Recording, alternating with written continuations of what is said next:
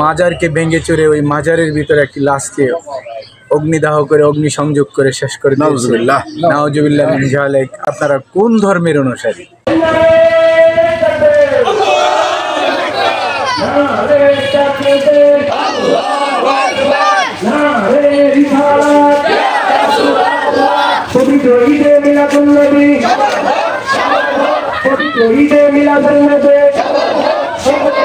তোমার আমার ঠিকানা পানের ভূমি মদিনা। আজকের এই দিনে মক্কার কুরাইশ বংশে যার আগমন হয়েছিল সে রহমত স্বরূপ এসেছিল।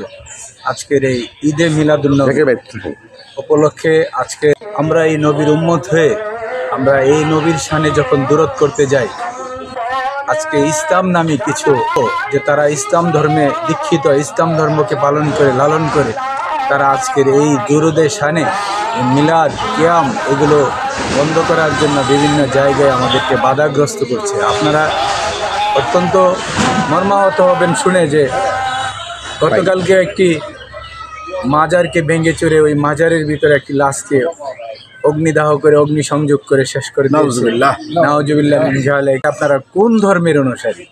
আপনারা যদি সত্যিকার অর্থে শান্তির ধর্ম মুসলমান ধর্মের অনুসারী হয়েছে, যে নবীর মাধ্যমে আমাদের এই ধর্মকে আমরা পেয়েছি, সেই ধর্ম আমরা পালন করব, নবীর শানে দূরত করব, সেখানে বাধা হলে আপনারা কারা? প্রশ্ন আপনাদের কাছে রাখলাম।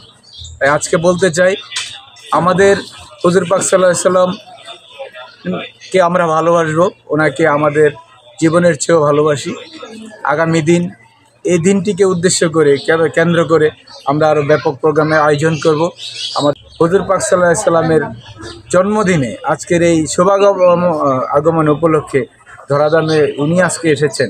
আজকে তার যে কর্মকাণ্ডের বিরোধিতা করে তাদের কাছে আমি একটাই প্রশ্ন রাখবো, আপনারা কোন তরিকার লোক? আপনারা শুদ্ধ হন, এদেশের মানুষকে, ইসলাম ধর্মপ্রাণ মুসলমানদেরকে তাদের মহামানব হযরত মুহাম্মদ সাল্লাল্লাহু আলাইহি সাল্লামের পক্ষে কাজ করার জন্য তাদেরকে সুযোগ করে দিন।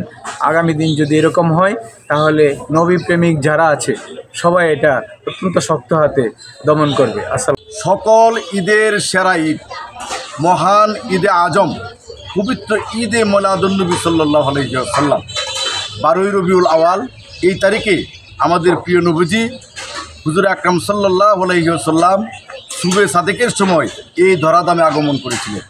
ওনার আগমন দিবসকে মহিমান্বিত করার জন্য আমরা সুশৃঙ্খলভাবে আজকে জশ্ন জুলুসের আয়োজন করেছি এবং আমরা জশ্ন জুলুসে সম্পন্ন করেছি।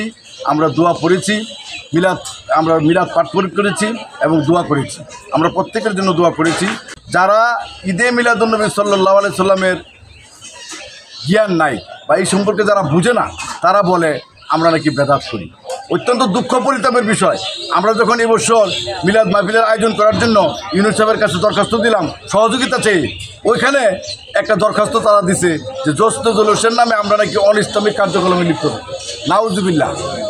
জশ্নে জলস যদি অনিসলামিক কার্যকলাপ হয় তাহলে ইসলাম কি? এই জিনিসটা তাদের জানা নাই। ইসলাম কি জিনিস এর আগে জানতে হবে। নবী ব্যতীত কোনো ইসলাম আছে? রাসূল ব্যতীত কোনো ইসলাম আছে? ইসলামকে প্রতিষ্ঠিত করার জন্য আল্লাহ পাক রাসূল সাল্লাল্লাহু আলাইহি ওয়াসাল্লামকে প্রেরণ করেছেন।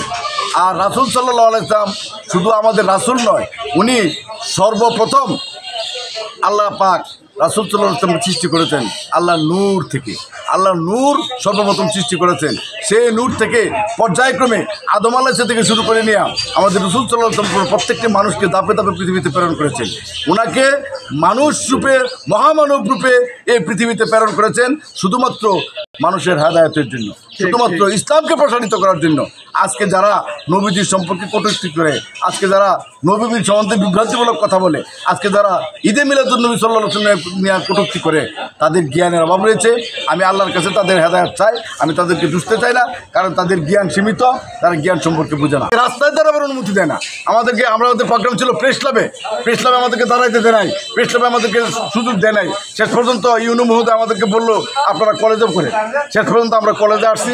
এই কলেজ থেকে আমরা শাহীন হসপিটাল হয়ে তুলাত পুলিশ সন্নিকট পর্যন্ত আমরা গিয়েছি।